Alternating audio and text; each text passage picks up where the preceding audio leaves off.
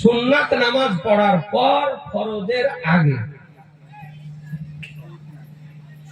তো ভালো করে শুনেন, যদি ফরজ নামাজ পড়ার পূর্বে বাদ থাকে আপনি নফলও পড়তে পারেন, সুন্নাতও পড়তে পারেন, তাতে কোনো, বা জীবনের ফরজ কাজায়ে উমরিও পড়তে পারেন, তাতে কোনো ক্ষতি নেই।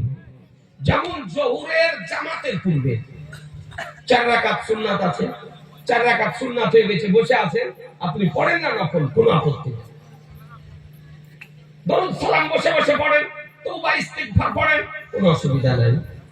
আসরের পূর্বে 4 রাকাত সুন্নাতে মুস্তাহাব নামাজ আছে, এটাও নফলের মধ্যে পড়ে, মুস্তাহাব, সুন্নাতে গায়র মুআক্কাদা। 4 রাকাত সুন্নাতে গায়র মুআক্কাদা, এটা মুস্তাহাব, আপনি পড়ে কোনো অসুবিধা নেই। মাগরিবের পরে পড়বেন, মাগরিবের আগে নয়।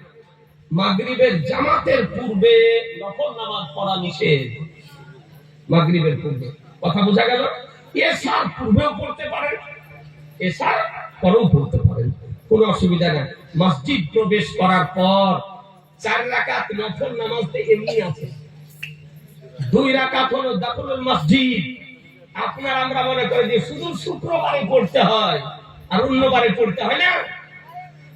দাখলুল মসজিদ মানে মসজিদ প্রবেশ করার 2 রাকাত নামাজ, আপনি টাইম যদি থাকে পড়েন 2 রাকাত দাখলুল মসজিদ।